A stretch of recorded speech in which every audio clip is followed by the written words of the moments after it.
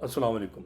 हम मुख्तसर सी गुफ्तगू में ये बात करेंगे कि मकामी कौन और करारदाद पाकिस्तान थी या करारदाद लाहौर, और उसमें तय क्या हुआ था सूबाई खुद मुख्तारी और क्या सूबों ने पाकिस्तान बनाया था। तो पहली बात तो ये कि मकामी कौन होता है, इसकी मुख्तलिफ़ डेफिनेशंस हैं। मकामी से आपकी एग्जैक्टली मुराद क्या है? शहर का मकामी, सूबे का मकामी, डिस्ट्रिक्ट का मकामी, मुल्क का मकामी। अमेरिका के अंदर जो लोग इमिग्रेशन करते हैं उनको एलियन कहते हैं। एलियन से मुराद है गैर मकामी, जब तक कि वो सिटीज़न ना बन जाए, यानी शहरी ना बन जाए। उसमें 10 साल का अरसा है, तो 10 साल तक वो गैर मकामी रहते हैं, खाते पीते भी वहीं हैं, खर्च भी वहीं करते हैं, मगर वो गैर मकामी कहलाते हैं 10 साल तक। तकरीबन 10 साल का अरसा लगता है, कोई फिक्स नहीं है, सिटीज़नशिप तक है।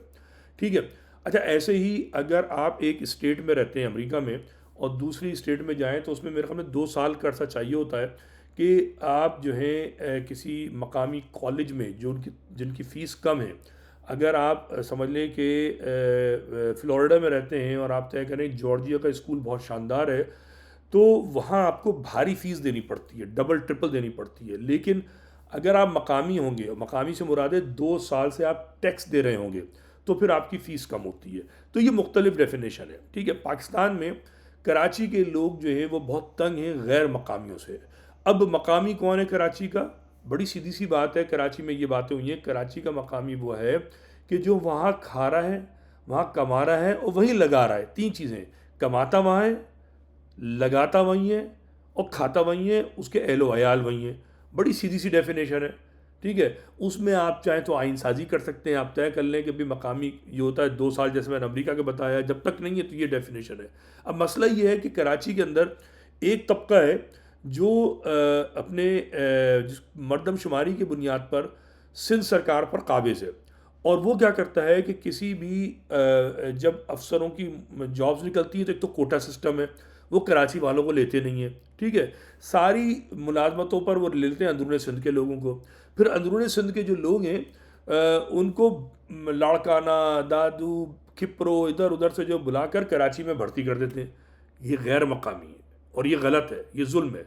और ऐसे ही कोई शख्स कि जो किसी दूसरे सूबे का है, वो कमाता तो कराची में मगर लगाता दूसरे सूबे में, वो भी गैर मकामी है।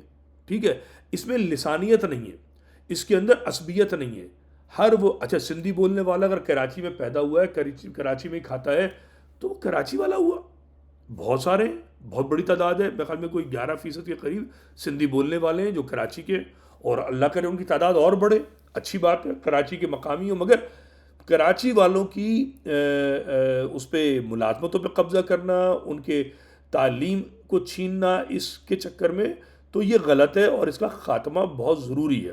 तो कोई ये ना समझे कि महाजिर जो है वो असबी, महाजिर असबियत नहीं करते, महाजिर तंग आए हुए हैं असबियत से, कि हर शख्स कराची से बाहर से उठकर कराची आता है, और कराची वालों का, जिनमें बेशतर जो है वो महाजिर कौम के लोग हैं, उनको शदीद नुकसान होता है, माली, सियासी, माशरती, माशी, तालीमी। तो ये है मकामी की बड़ी सीधी सीधी सी तारीफ़।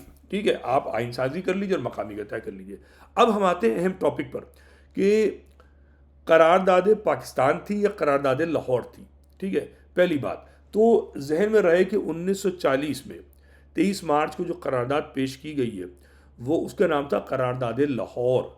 और जब उस करारदाद के पास होने के बाद हिंदू अखबारात ने जब इसको पाकिस्तान लिखा है, चूँकि चौधरी रहमत अली एक नौजवान थे, स्टूडेंट थे, इंग्लैंड में होते थे, उन्होंने पाकिस्तान की इस्तिला दी थी पहली बार, तो कायदे आज़म ने उसकी सरजनिश की थी, उसको पसंद नहीं किया था। इसका मतलब है ये करारदाद पाकिस्तान नहीं थी। अच्छा, दूसरा सबूत क्या कि करारदाद पाकिस्तान क्यों नहीं थी? क़याम पाकिस्तान के बाद 1958 तक कभी भी यौम पाकिस्तान नहीं मनाया गया 23 मार्च को, जो हम सुनते हैं मनाते हैं।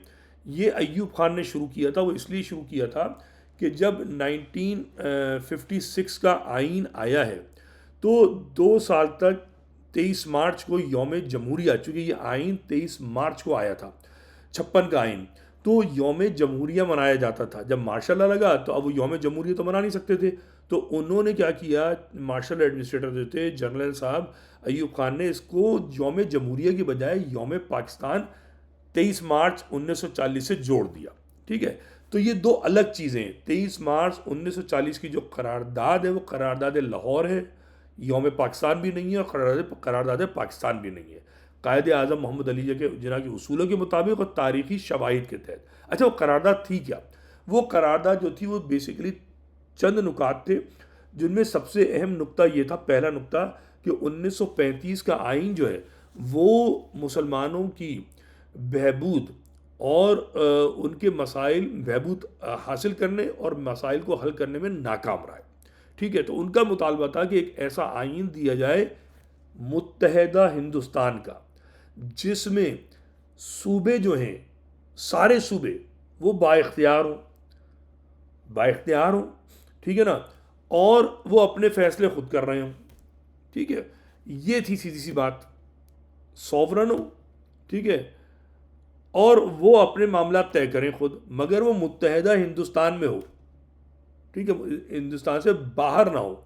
ठीक है, तो बात यह है कि ये जो पाकिस्तान बना है, जो जिस पाकिस्तान में हम 47 से रह रहे हैं, ये 1940 की करारदाद के तहत नहीं बना। क्योंकि अगर उसकी करारदाद के तहत बनता तो सूबा पंजाब कटता नहीं, सूबा बंगाल कटता नहीं, क्योंकि उसमें कहीं मुतालबा नहीं है कि आप इसको काट दीजिए, पंजाब को आधा कर दीजिए। पंजाब को आधा करने का नहीं कहा गया। अच्छा, उसके बाद जनाब एक और जो चीज़ है कि ये जो है सूबा सिंध के हवाले से कहा जाता है कि जी सूबों ने पाकिस्तान बनाया। किस सूबे ने पाकिस्तान बनाया भाई? सूबा सिंध में 1943 में करारदाद पेश हुई थी, अभी मैं 2 मिनट से बात करता हूँ। बंगाल में तो नहीं हुई थी कोई ऐसी पेश, बंगाली ने तो नहीं कहा था सूबा बनाओ, सिर्फ 1940 की करारदाद थी। उसके बाद इंडियन इंडिपेंडेंस एक्ट जो जुलाई 1947 में आया, उसके तहत इसको बंगाल को भी काटा गया और पंजाब को भी काटा गया। पंजाब में तो कोई करारदाद पेश नहीं हुई थी। खैबर पख्तूनख्वा, ये जिसको आप NWFP कहते थे, खैबर पख्तूनख्वा, वहाँ भी करारदाद पेश नहीं हुई थी। बलूचिस्तान तो सूबा ही नहीं था। तो फिर आप ये कह रहे हैं कि पाकिस्तान सूबा सिंध ने बनाया है? चले हम एक लम्हे को मान लेते कि जी पाकिस्तान जो है ना, बहुत हमने बनाया पाकिस्तान। अच्छा, अगर आपने पाकिस्तान बनाया तो ये बताइए उस करारदाद की जो डिस्कशन थी उसमें आप कौन सा पाकिस्तान चाह रहे थे? मुझे बताइए ना आप। वो पाकिस्तान, अव्वल तो यही पाकिस्तान था मुत्तहदा हिंदुस्तान के अंदर, ठीक है ना, इसी मुत्तहदा हिंदुस्तान के अंदर था, चूंकि उसके अंदर 10 करोड़ मुसलमानों का पाकिस्तान करार दिया गया है। अगर मुत्तहदा हिंदुस्तान में था तो बात समझ में आती है कि जी 10 करोड़ मुसलमान आज भी वहाँ रहते हैं और सारे एक रहते, लेकिन ऐसा एक नहीं रहे। तो फिर ये बताइए कि वो जो 4 करोड़ जो वहाँ रह गए, उनकी औलादें वो कब आ रही हैं पाकिस्तान?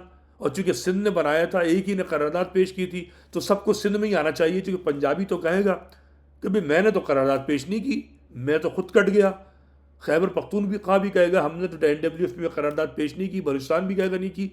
तो सारे जो 4 करोड़ जो इंडिया के मुसलमान हैं, अगर सिंधी बोलने वाला सही कहता है, दुरुस्त कहता है कि ये पाकिस्तान उसने बनाया है, उसकी करारदाद के तहत बना है और यही बना है, वो मुत्तहदा हिंदुस्तान वाला नहीं है, तो फिर 4 करोड़ों की औलादें जो है इंडिया की, सिंधी बोलने वाला उनको मदऊ करे। चूंकि उस पूरी करारदाद में यह है कि 10 करोड़ इंडिया के मुसलमानों का पाकिस्तान, 4 करोड़ वहाँ रह गए। तो ये झूठ है बहुत बड़ा कि सूबा सिंध ने पाकिस्तान बनाया है या सूबों ने पाकिस्तान बनाया है। हुसैन हक्कानी साहब ने बड़ा घटियापन का मुजाहरा किया है, माल और दौलत के लिए, माल कमाने के लिए, जरदारी की से जेबें हल्की करने के लिए जिन्होंने बेवकूफ़ाना ट्वीटें मारी हैं। मैं उनकी मजम्मत करता हूँ, बहुत एहतराम करता था मैं उनका, लेकिन उन्हें साबित किया है वो एक बेगैरत आदमी है। तो ये बात मैं क्लियर कर रहा हूँ इस बात को कि 1940 की करारदाद के तहत ये पाकिस्तान नहीं बना।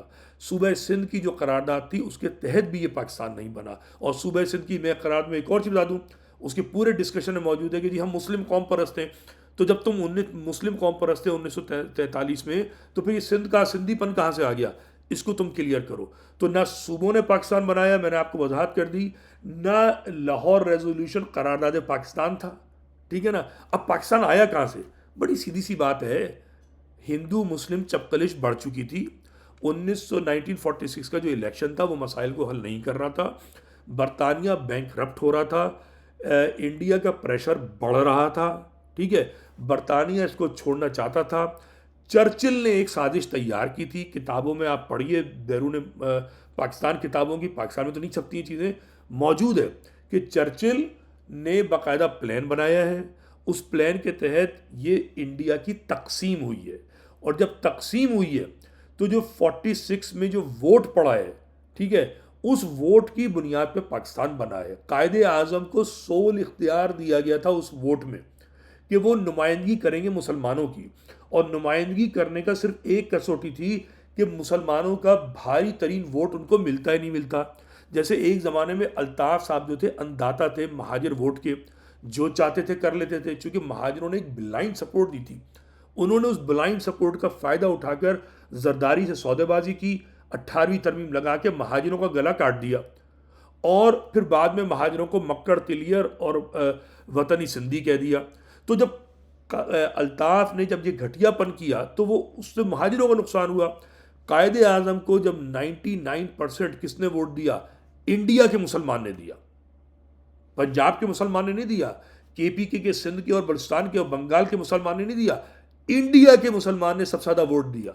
उसको पता था कि ये पाकिस्तान यहाँ नहीं बन रहा उनके ज़मीन पर, मगर उन्होंने दिया, क्योंकि कायदे आज़म को मुसलमानों का अनडिस्प्यूटेड लीडर बताना था।